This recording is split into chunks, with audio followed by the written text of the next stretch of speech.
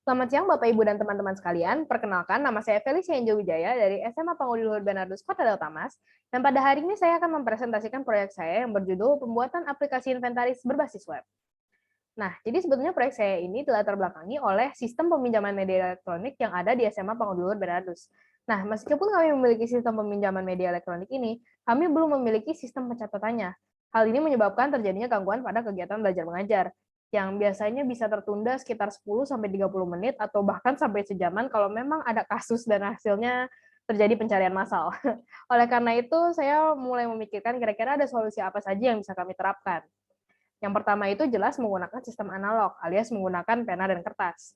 Nah, masalahnya menggunakan sistem analog adalah yang pertama, catatan itu mudah hilang. Yang kedua itu data kurang akurat dan dipengaruhi oleh human error. Dan yang ketiga, identitas peminjam dapat dipalsukan. Nah, yang ketiga ini sebetulnya yang paling berbahaya, karena bisa saja saya menulis nama teman saya yang meminjam headset, lalu saya bawa pulang aja headsetnya. Nah, pencurian itu sangat mudah terjadi kan. Yang kedua itu menggunakan aplikasi native.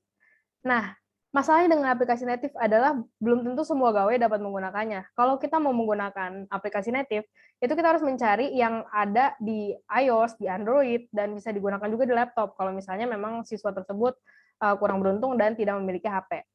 Yang kedua itu solusinya ya, kalau misalnya kita tidak mau menggunakan aplikasi yang tersedia untuk semua gawai itu, kita itu harus menggunakan salah satu gawai yang udah tersedia di sekolah, yaitu komputer biasanya. Nah, tapi kalau misalnya kita menggunakan komputer sekolah, itu berarti komputer itu harus selalu menyala alias standby. Dan hal itu biasanya menyebabkan komputer cepat soak ya. Dan yang ketiga, karena aplikasi native itu membutuhkan pengetahuan yang lebih ekstensif, jadi kita itu tidak realistis lah untuk kita untuk membuat aplikasi native. Dan karena itu belum tentu aplikasi yang tersedia itu sesuai dengan kebutuhan.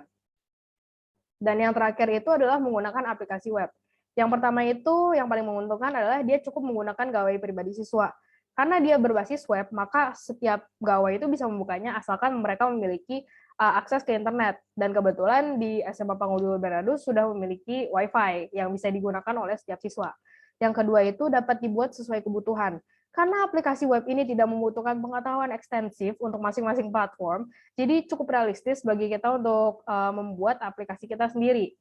Dan yang ketiga, karena aplikasi ini bisa dibuat sesuai kebutuhan, maka kita bisa membuatnya agar identitas dari user ini tetap dan tidak dapat diubah, sehingga untuk pencurian atau pemalsuan data itu sangat sulit untuk dilakukan. Nah, oleh karena itu muncullah rumusan masalah ini, itu bagaimana kita bisa membuat aplikasi inventaris berbasis web yang aman, akurat, dan memiliki efisiensi waktu yang lebih tinggi dibandingkan dengan pencatatan analog. Nah, tujuannya jelas untuk membuat aplikasi tersebut. Nah, metodologi penelitian ini adalah kurang lebih seperti langkah-langkah yang saya lakukan ketika saya membuat proyek ini ya. Yang pertama itu mempelajari bahasa pemrograman yang dibutuhkan. Nah, dalam kasus ini saya menggunakan HTML, PHP, CSS, JavaScript, dan SQL.